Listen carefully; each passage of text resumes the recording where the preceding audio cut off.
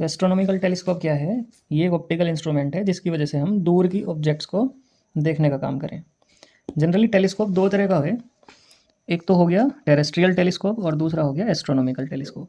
Terrestrial telescope से हम क्या काम करेंगे कि जो अर्थ के ऑब्जेक्ट्स हैं, अर्थ के ऊपर के ऑब्जेक्ट्स हैं और जो हमारे से दूर हैं उन्हें देखने का काम करेंगे। एस्ट्रोनॉमिकल टेलीस्कोप का जो यूज है वो astronomical bodies like planets, satellites, इन्हें देखने का काम करेंगे।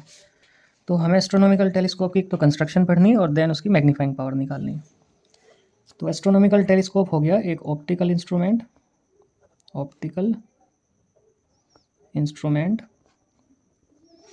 that is used to observe या watch distant ऑब्जेक्ट्स। दूर के ऑब्जेक्ट को देखने के काम आएगा एस्ट्रोनॉमिकल टेलीस्कोप। और जब मैं दूर के ऑब्जेक्ट बोल रहा तब मैं बोल रहा कि ये एस्ट्रोनॉमिकल ऑब्जेक्ट्स मतलब प्लैनेट्स और सैटेलाइट्स के लिए।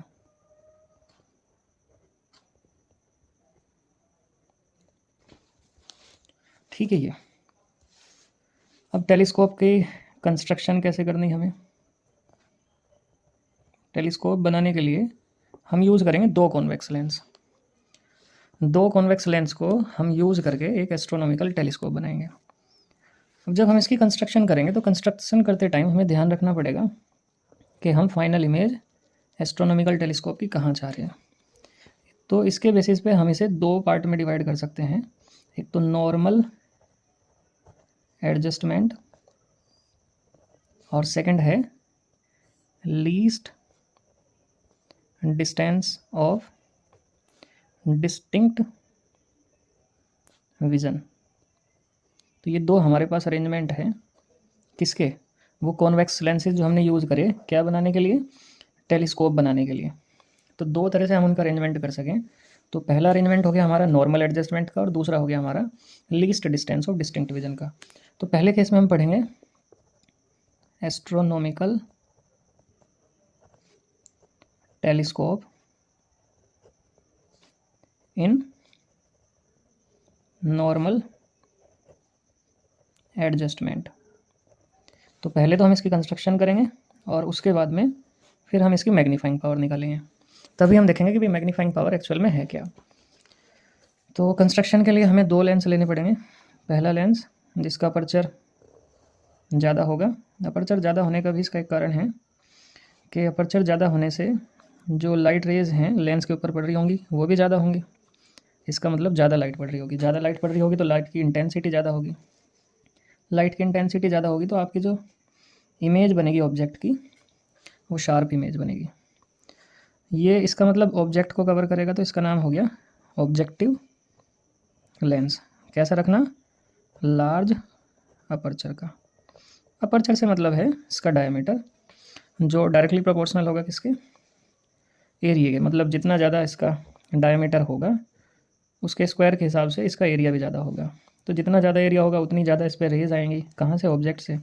अब क्योंकि ऑब्जेक्ट है काफ़ी दूर तो हम मान सकें कि रेज़ जो हैं वो कहाँ से आ रही? इन्फिनिटी से आ रही है। और इन्फिनिटी से जो भी रेज़ आएंगी वो पैरेलल आएंगी, आपस में पैरेलल रेज़ आएंगी। इसका मतलब ऑब्जेक्टिव लेंस के लिए जो ऑब्जेक्ट है वो कहाँ है? इन्फिनिटी पे है। और हमने पढ़ रखा कि जब ऑब्जेक्ट इन्फिनिटी पे होगा तो उसकी इमेज बनेगी लेंस के फोकस पे। तो हमने एक छोटी सी इमेज लेंस के फोकस पे बना ली। तो इसका मतलब ये वाली जो डिस्टेंस होगी ये FO होगी। ऑब्जेक्ट का नाम हमने रख लिया AB। ये हमने इमेज बना दी किसकी? जो ऑब्जेक्ट इन्फिनिटी पे है उसकी, जिसे हम देखने का काम कर रहे हैं। अभी क्योंकि हम नॉर्मल एडजस्टमेंट में बढ़ रहे हैं और नॉर्मल एडजस्टमेंट का क्या मतलब है ये हमें समझना चाहिए। नॉर्मल एडजस्टमेंट का मतलब है कि जो दो लेंस का इस्तेमाल करके हम टेलीस्कोप बनाएंगे तो दूसरा लेंस जो होगा वो फाइनल इमेज इन्फिनिटी पे बनाएगा तो नॉर्मल एडजस्टमेंट है। अगर वो least distance of distinct vision पे बनाएगा जो कि 25 सेंटीमीटर, मतलब इस वाले लेंस से, जो सेकंड लेंस है, इस वाले लेंस से अगर 25 सेंटीमीटर की डिस्टेंस पे बनेगी जिसे हम लीस्ट डिस्टेंस बोलें तो वो सेकंड केस हो गया। फिलहाल अभी हम पढ़ रहे हैं नॉर्मल एडजस्टमेंट। तो नॉर्मल एडजस्टमेंट में जो फाइनल इमेज बनेगी वो बनेगी इन्फिनिटी पे। इमेज इन्फिनिटी पे तभी बनेगी जब वो लेंस के फोकस पे रखी हुई होगी। ये जो लेंस होगा ये आँख के पास में होगा, आई पीस लेंस इसका नाम रहेगा। अब क्योंकि आँख के पास रहेगा तो इसका जो अपर्चर होगा वो स्मॉल अपर्चर होगा। इस बात का हम ध्यान रखेंगे लेंस के सिलेक्शन के लिए।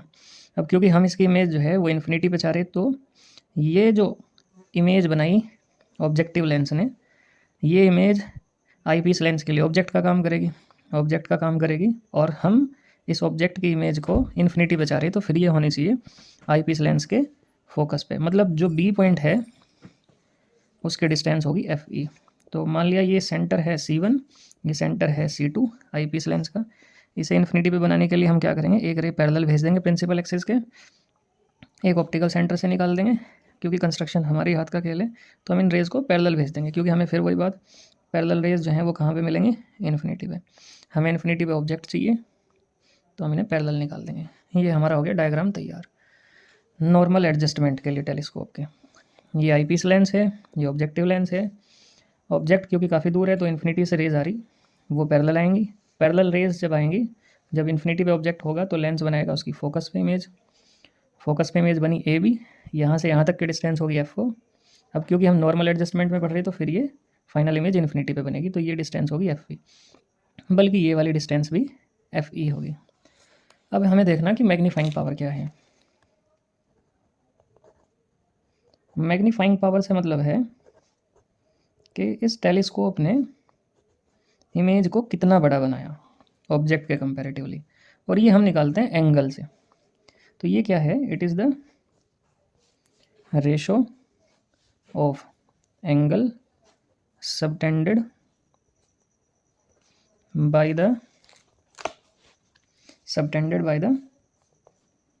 किसने, फाइनल इमेज ने जो C2 पे आई पीस लेंस पे एंगल बनाया होगा। It is the ratio of the angle subtended by the final image at C2 to angle subtended by object at C1। Final image ने आई पीस लेंस पे जो angle बनाया उसका ratio निकालना हमें ऑब्जेक्ट ने ऑब्जेक्टिव लेंस पे कितना एंगल बनाया था। सपोज ये एंगल बीटा है, अगर ये बीटा है तो वर्टिकली अपोजिट एंगल होने की वजह से ये भी बीटा होगा। अगर ये अल्फ़ा है तो वर्टिकली अपोजिट होने की वजह से ये भी अल्फ़ा ही होगा। अगर मैं मैग्नीफाइंग पावर को स्मॉल m से रिप्रेजेंट करता हूँ तब ये बीटा अपॉन अल्फ़ा, मतलब इमेज का एंगल अपॉन ऑब्जेक्ट का एंगल। अगर ये एंगल्स स्मॉल हों, फॉर स्मॉल एंगल्स हमने पढ़ रखा कि बीटा जो होगा वो अप्रोक्सीमेटली 10 बीटा के इक्वल होगा, और अल्फ़ा जो होगा वो अप्रोक्सीमेटली 10 अल्फ़ा के इक्वल होगा। ठीक है, डायग्राम को ध्यान रखेंगे तो यहीं से ही फिर m जो बीटा अपॉन अल्फ़ा था वो 10 बीटा अपॉन 10 अल्फ़ा बन जाएगा। अगर डायग्राम का ध्यान करा जाए तो डायग्राम से 10 बीटा जो होगा, 10 बीटा होगा, डायग्राम को एक बार हम देख लेंगे तो परपेंडिकुलर, क्योंकि 10 हो गया perpendicular upon base, beta angle image वाला है तो C2B, इसी तरह से 10 अल्फ़ा वो भी इसी तरह से AB अपॉन C1B। ऊपर पुट कर देंगे इस वैल्यू को,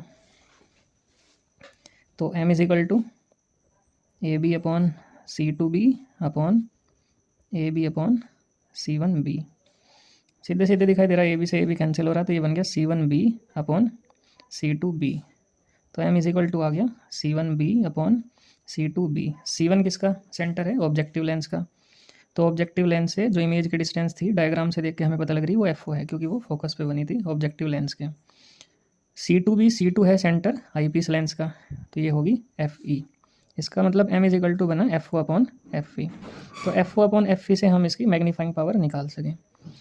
इस रिलेशन से हमें दिखाई दे रहा कि जितनी ज़्यादा ऑब्जेक्टिव लेंस की फोकल लेंथ होगी उतनी ज़्यादा मैग्नीफाइंग पावर होगी। इसका मतलब इमेज जो है फाइनल इमेज उतनी ही बड़ी बनेगी जितनी ज़्यादा फोकल लेंथ होगी ऑब्जेक्टिव लेंस की। और दूसरी तरफ आईपीस लेंस की जो फोकल लेंथ है उसके इन्वर्सली प्रोपोर्शनल है मैग्नीफाइंग पावर। इस पर काफ़ी क्वेश्चन बनते हैं। एक और है कि अगर हमें लेंथ ऑफ टेलीस्कोप निकालनी हो, लेंथ ऑफ टेलीस्कोप, तो टेलीस्कोप की लेंथ निकालने का तरीका क्या है। टेलीस्कोप की लेंथ से मतलब है ऑब्जेक्टिव लेंस और आईपीस लेंस के बीच की distance. It is the distance between objective lens and eyepiece lens. इन दोनों के बीच की जो डिस्टेंस होगी वो ही लेंथ ऑफ टेलीस्कोप होगी। If we represent this length by L, then from diagram को एक बार ध्यान से देखें। तो डायग्राम से देखने में आ रहा कि ये जो है ये C1 C2 है। C1 C2 निकालने का तरीका है C1B और B C2। यहाँ से यहाँ तक डिस्टेंस FO और यहाँ से यहाँ तक डिस्टेंस FE। तो L इज इक्वल टू हो जाएगा C1 C2, मैं से ऐसे करके भी लिख सकता हूँ, C1B प्लस के C2B, मतलब L is equal to FO plus के FE। इसमें हम इनका मैग्नीट्यूड लेंगे, कभी पॉजिटिव और नेगेटिव नहीं लेने के, क्योंकि लेंथ जो है आफ्टर ऑल वो जुड़ेगी, घटने की तो है नहीं। तो कभी हम F के साइन से पॉजिटिव और नेगेटिव करके और घटा लें, ऐसा नहीं होने का। लेंथ जो होगी वो जुड़ेगी। तो लेंथ ऑफ टेलीस्कोप निकालने का ही तरीका है। अगर हमें नॉर्मल एडजस्टमेंट के अंदर 2 लेंस चूज़ करने हो अच्छा टेलीस्कोप बनाने के लिए, for a good telescope in normal adjustment,